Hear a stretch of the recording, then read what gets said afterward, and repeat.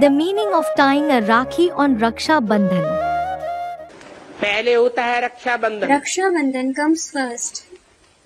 बाद में होती है Krishna Janmashtami. Then Krishna Janmashtami is celebrated. Krishna Janmashtami is a festival celebrating the birthday of Krishna. तो जरूर So certainly पहले रक्षा के बंधन में बंधना पड़े। you have to be tied in the bond of protection, Raksha, first. पवित्रता का बंधन जब तक नहीं बांधा है Until you have tied the thread of purity, तब तक प्रत्यक्षता नहीं हो the सकती। revelation can't take place. प्रत्यक्षता रूपी जन्म जैसे रुका हुआ है। It is as if the birth in the form of revelation is held up. बच्चों का जन्म सो बाप का The जन्म, birth of the children is equal to the birth of the father. ये प्रत्यक्षता रूपी जन्म बाप अकेला नहीं लेता है। The father doesn't have this revelation-like birth alone. बच्चों के साथ बाप प्रत्यक्ष होता है। The father is revealed with the children. तो पहले है Rakshabandhan, So, first is Raksha Bandhan, बाद में है Janmashtami, Krishna Janmashtami, then Krishna Janmashtami, और फिर होता है Dussehra. and after that, Dashera is celebrated. Dashera is a celebration of the victory of Ram over the demon Ravan. तो बाप कहते हैं कि अभी क्या करें जो सभी समझें कि ये रक्षाबंधन का अर्थ क्या है। So, the father says, now, what should we do so that everyone understands what the meaning of this Raksha Bandhan is? जबकि बाप आए हैं पावन बनाने के लिए, The father has come to make us pure. बुलाते भी है पतित पावन आओ। They even call him, O purifier of the sinful, come. तो जरूर पवित्रता के बंधन में बांधते होंगे ना। So certainly he would bind you in the bond of purity, wouldn't he? बाप पावन बनाने के लिए आए हैं तब तुमने प्रतिज्ञा की है। When the father has come to make you pure, you have taken the oath. जरूर पतितों को पावन बनाने वाले ने राखी बांधी होगी। Certainly, the one who makes the impure ones pure must have tied the band. तुमसे प्रतिज्ञा ली होगी। He must have made you promise. ये प्रतिज्ञा ही रक्षाबंधन की प्रतिज्ञा की निशानी है। This promise itself is the sign of the promise of Raksha Bandhan. ऐसे तो भक्ति मार्ग में जो भी उत्सव हैं सभी संगम युग के ही हैं। In fact, all the occasions of the path of bhakti are the yadgar of the confluence age itself.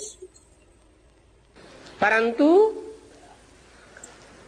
ब्राह्मणों का खास बंधन कौन सा है? रक्षा बंधन। But which is the special band of the Brahmins? जिसे कहा जाता है ब्राह्मणों का ऊंचते ऊंच उत्सव। It is called Raksha Bandhan, the highest celebration of the Brahmins. सतयुग का तो एक ही उत्सव नहीं है।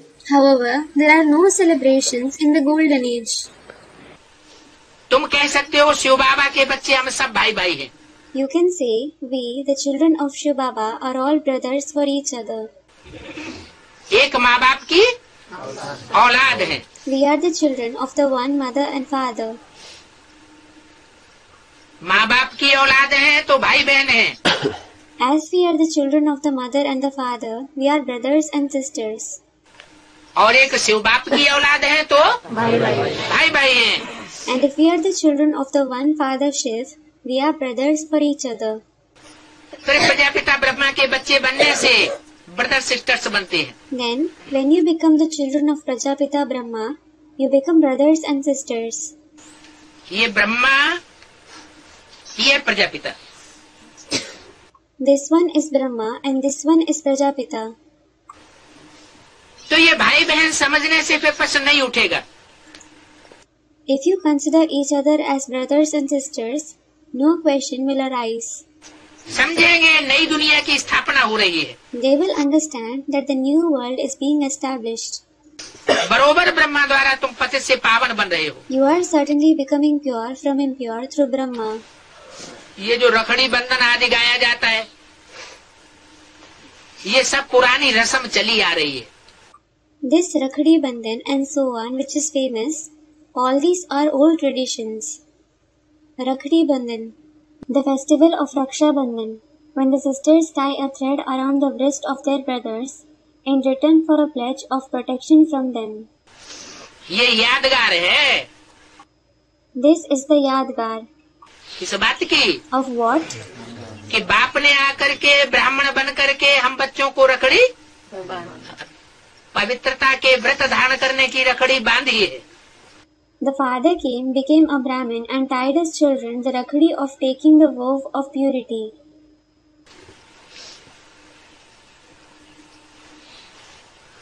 तो तुम बच्चे अभी बरोबर पतित से पावन बन रहे हो। So now, you children are certainly becoming pure from being impure. अभी तुम अर्थ को समझते हो। Now you understand the meaning. इस अर्थ को, What meaning? कि जो कलाई में धागा बांधा जाता है, उस धागा बांधने का कोई स्थूल अर्थ नहीं है। That there isn't any physical meaning of tying a thread around the wrist. ये बुद्ध रूपी हाथ बाप आकर के ब्राह्मण बन करके हम बच्चों का बुद्ध रूपी हाथ में धागा बांध रहे हैं। The father comes, becomes a Brahmin and ties the thread on the hand-like intellect of us children. जो भी यादगार है, सबका तुमको इस समय ज्ञान मिलता है। You receive the knowledge of all the Yadgars now. सिर्फ रक्षाबंधन की बात नहीं है। It isn't only about Raksha Bandhan. चाहे होली हो, चाहे दिवाली हो, चाहे दशहरा हो, चाहे शिवरात्रि हो, जो भी यादगार चली आ रही है, उन सबका तुम इस समय ज्ञान बुद्धि में धारण करते हो। Whether it is Holi, Diwali, Dashera or Shivratri, you assimilate the knowledge of all the Yadgars in your intellect. The Brahmins tying a Rakhi is a Yadgar of which time? ये रक्षाबंधन भी इस समय की निशानी है। This Raksha Bandhan is also the sign of this time. पहले घर घर में ब्राह्मण जाकर के रक्षा के बंधन में बांधता था। Earlier, a Brahmin used to go to every house and tie the bond of protection. ये बाप की यादगार है। This is the father's Yadgar. तो जब बाप स्वयं हमको रक्षा बांधने आया हुआ है, रक्षा के सूत्र में बांधते हैं, तो क्यों नहीं हम पवित्र रह सकेंगे? When the Father himself has come to tie us in protection, he ties us in the thread of protection. Why won't we be able to stay pure? बाप तो है ही मुश्किल को सहज करने वाला। In fact, the Father is certainly the one who eases the difficulties. और बाप गारंटी करते हैं। In addition, the Father guarantees कि बाप ने ही स्वर्ग का वर्षा दिया था। the Father alone had given the inheritance of heaven. जिस स्वर्ग को सुखधाम कहते हैं। That heaven is called the abode of happiness. Rakshabandhan में ब्राह्मण आकर के राखी बांधता है। On Raksha Bandhan, a Brahmin comes and ties a Rakhi, a sacred thread tied on the wrist. राखी रक्षा की निशानी है। Rakhi is the symbol of protection. जरूर बाप ब्राह्मण बन करके आया होगा। Surely the father must have come in the form of a Brahmin. कोई ब्राह्मण तन में आता है। He comes in some Brahmin body और 5 विकारों से रक्षा के सूत्र में बांधता है। and ties us in the thread of protection from the 5 vices. Should we tie a Rakhi made of thread on Raksha Bandhan? बाबा जब भक्ति मार्ग में रक्षा बंधन बांधते हैं तो रक्षाबंधन बनाना चाहिए कि नहीं बनाना चाहिए? Student, Baba, Raksha Bandhan is tied in the path of bhakti. Should we have it tied or not? Brahma कुमारियों से पूछा। Baba, did you ask the Brahma Kumaris? भक्ति मार्ग वालों के पास बाद में जाना। Go to those of the path of bhakti later. उनसे पूछा तुम ये क्यों बांधने जाती हो? Did you ask them, that is the BKs, why they go and tie them? नहीं पूछा। Didn't you? घर की बात है। है? घर की बात है। Student, no, it's about my house. It is about your house? हम कहाँ कह रहे कि ब्राह्मणों के घर की बात नहीं है। Where am I saying that it isn't about the house of the Brahmins? है, वो भी ब्राह्मण तो है ना। They too are Brahmins, aren't they? भले सूर्यवंशी ब्राह्मण नहीं है, है? नीची कुरियों के ब्राह्मण तो है ना उधर। Though they aren't Suryavanshi Brahmins, there are the Brahmins of the lowly categories there, aren't there? तो उनसे पूछा तो होता। So, you must have at least asked them.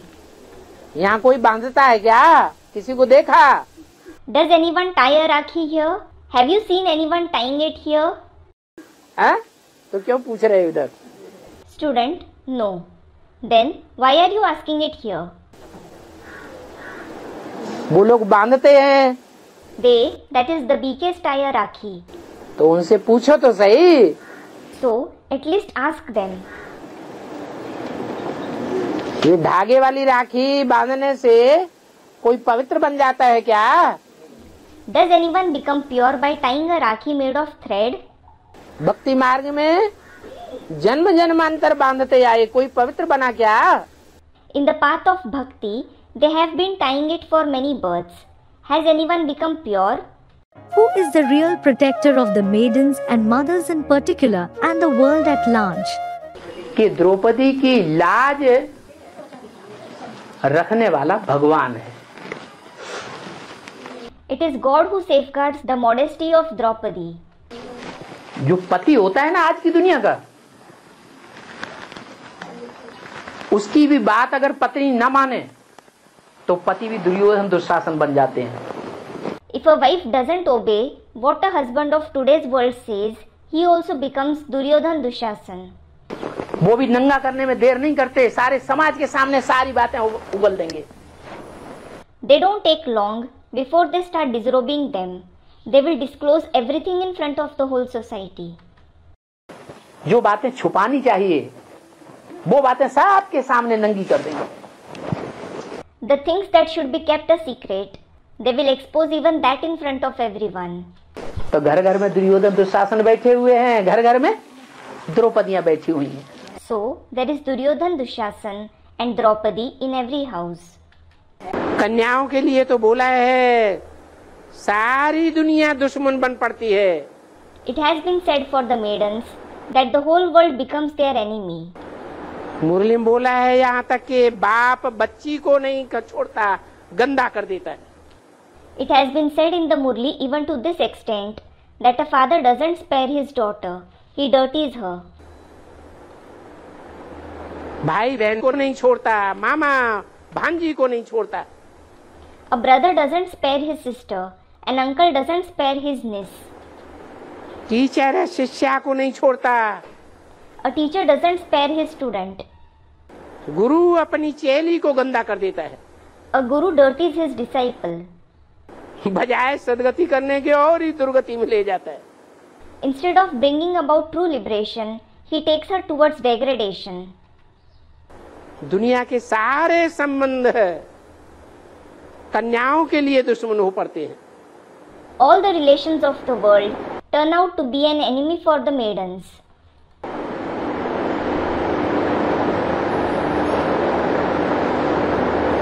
घर के संबंधी, दूर के संबंधी, मोहल्ले पड़ोस के लोग, सारा ही समाज प्रदूषित हो जाता है। Close relatives, distant relatives, people of the locality, neighbors, the whole society is polluted because of it. कन्या वो जो 21 कुल का उद्धार करे। She who uplifts 21 generations is a maiden. ऐसी 21 कुल का उद्धार करने वाली कन्या बाप का भी नाम बाला करती है, पारलौकिक बाप का भी, लौकिक बाप का भी। Such maidens who uplift 21 generations bring fame to the name of the Father, of the Parlaukic Father, as well as the Laukic Father. बाप हमारा रक्षक है। The Father is our protector. हमें पक्का है, सर्टेन है कि हम ऊंचे उठने वाले हैं। क्या? We are certain that we are going to rise high. What? कुछ भी हो जाए, लेकिन हम नीचे गिर करके नष्ट होने वाले नहीं हैं। विजय हमारा जन्म सिद्ध अधिकार है। No matter what happens, we aren't going to fall and be destroyed. Victory is our birthright. क्योंकि बाप हमारा रक्षक है। It is because the Father is our protector. सभी दुखों से दूर करने वाला एक परमपिता परमात्मा बाप रक्षक के रूप में मिला है। समझो, हम शरीर भी छोड़ते हैं। We have found the one Father, the Supreme Father, Supreme Soul, in the form of a protector who removes all our sorrow. जो कुरान में लिखा है कि जब विनाश बरपा होता है तो खुदा के बंदे बड़ी मौज में रहते हैं, बड़े खुश नसीब रहते हैं। For which it is written in the Quran, the servants of Khuda will be very elated and fortunate at the time of destruction. उनका रक्षक साक्षात भगवान उनकी रक्षा करता है। Their protector, God incarnate, protects them. काहे से रक्षा करता है? From what? है? माया से रक्षा करता है, विनाश की एक्टिविटीज से रक्षा करता है, प्रकृति के प्रकोप से रक्षा करता है। He protects them from Maya, the activities of destruction and the natural calamities. हमारे ऊपर रक्षक भगवान बैठा हुआ है हमारी रक्षा करने के लिए। God is sitting as the protector to protect us. कहते हैं कि कन्या जब जन्म लेती है तो अपने भाग्य का खजाना साथ लेकर के आती है। It is said, when a maiden is born, she brings her treasure of fortune along with her. मानते हैं कि नहीं? Is it considered to be so or not? तो ऐसे ही भगवान है भगवान। Similarly, God is God. Bhagavat में भी कहा हुआ है। It has also been said in the Bhagavad. क्या है? What is he? उसमें क्या है? कन्हैया है। What is Krishna? Kanhaiya?